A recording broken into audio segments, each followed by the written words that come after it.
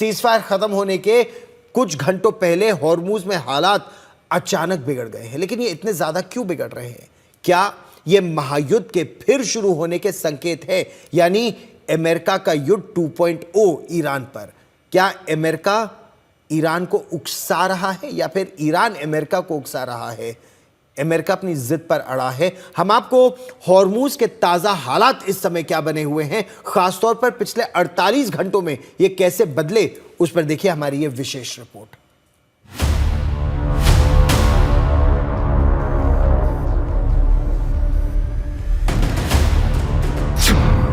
Hormuz में फिर मचा घमासान, ईरानी जहाज पर अमेरिकी कब्जे से कोहराम, सीजफायर खत्म होने से पहले ही आमने सामने अमेरिका और ईरान।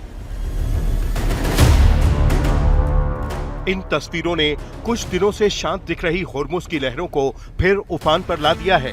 दरअसल ईरानी झंडे वाला कार्गो जहाज ओमान की खाड़ी से गुजर रहा था।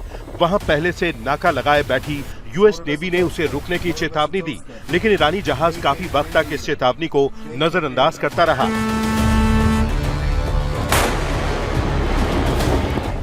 आखिरकार यूएस नेवी ने उसके इंजन पर एक गाइडेड मिसाइल के जरिए हमला कर उसे वहीं रोक दिया।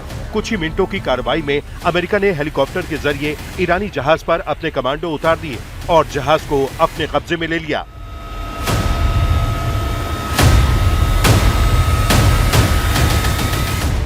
ट्रंप ने सोशल मीडिया पर बताया कि कैसे उनकी नेवी ने ईरानी जहाज पर कब्जा जमाया। इस वारदात के बाद से हॉर्मुज में हड़कंप मच गया है। ईरान ने इसे सीजफायर का उल्लंघन बताया है। साथ ही ईरान ने दावा किया कि उसने ड्रोन से अमेरिकी नेवी पर जबरदस्त पलटवार किया है।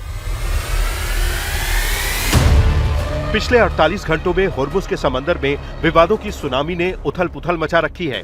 अमेरिकी नाकाबंदी न हटाए जाने पर ईरान ने स्टेट ऑफ हॉर्मुज को पूरी तरह बंद करने का ऐलान कर दिया था। इतना ही नहीं, ईरान की तरफ से गोलीबारी तक की गई, जिसकी चपेट में भारतीय ध्वज वाले जहाज भी आ गए थे। सीजफायर खत्म होने में अब कुछ ही घंटे बचे हैं। ईरान किसी भी कीमत पर हॉर्मुज से अपनी पकड़ ढीली नहीं पड़ने देना चाहता। इस पकड़ से परेशान अमेरिका ने हॉर्मुज के आसपास अपनी नौसेना को तैनात कर रखा है। शनिवार को ही उसने निगहबानी बढ़ाने के लिए और अपाचे हेलीकॉप्टरों को तैनात कर दिया था।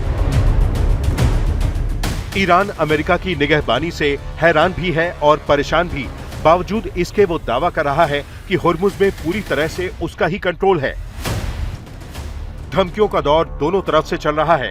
ट्रंप लगातार कह रहे हैं कि ईरान को टोल टैक्स हटाकर हॉर्मुज को पूरी तरह खोलना होगा, लेकिन ईरान को अमेरिकी नाकेबंदी से चिढ़ है, इतनी कि वो तब तक अमेरिका से कोई बातचीत करने के मूड में नहीं है जब तक अमेरिका हॉर्मुज से अपने जहाजों को हटा न ले। ईरान तो साफ साफ कह चुका है कि छेड़ोगे तो छोड़ेंगे नहीं।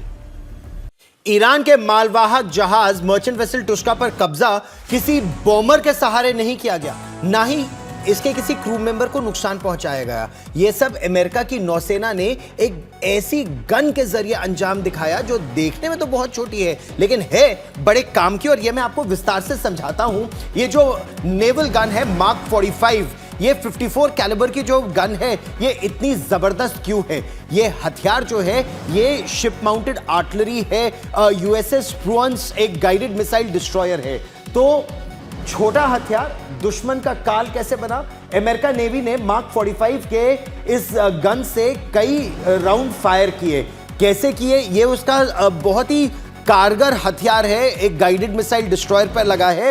ये ईरान का जो कार्गो वेसल था एमवी तुर्स्का, ये दरअसल पहले चीन फिर मलेशिया होते हुए ईरान के बंदर अब्बास पोर्ट में पहुंच रहा था। उसके प्रोपल्शन सिस्टम को निशाना बनाया गया। जब आप जहाज के प्रोपल्शन सिस्टम को निशाना बनाते हैं तो वो जहाज आगे बढ़ ही नहीं पाता, वहीं ठिठक जाता है। और उसके बाद यूएसएस ट्रिपली पर सवार जो मेरीन कमांडोज थे, जो एम्फिबियस ग्रुप ओकिनावा बेस से आ रहा था, जापान से, और काफी समय से अरब सागर में था, वो हेलीकॉप्टर से गया। अत्याधुनिक हथियार ये जो है हेलीकॉप्टर से गया, और अमेरिका ने बकायदा सेंटकॉम ने इसकी तस्वीरें जारी की।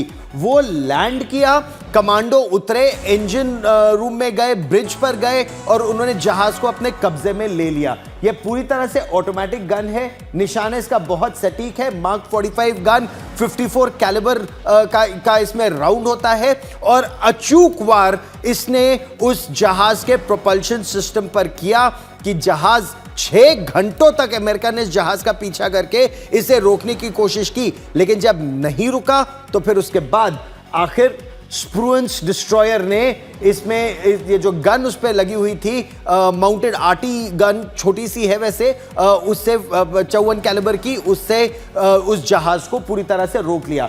1 मिनट में 20 गोले तक दागने में यह पूरी तरह से सक्षम है ये जो हथियार है, और 24 किलोमीटर तक हमला करने में सक्षम है। तो जहाजों में और खासतौर पर पायरेसी, एंटी पायरेसी ऑपरेशंस में या फिर कोई जो इनकमिंग थ्रेट है तो उसको डील करने में यह हथियार बहुत जबरदस्त है। इस समय अमेरिका हॉर्मूज में या यूं कहे गल्फ ऑफ ओमान में अपनी शक्ति का प्रदर्शन कर रहा है कि अमेरिका झुकेगा नहीं।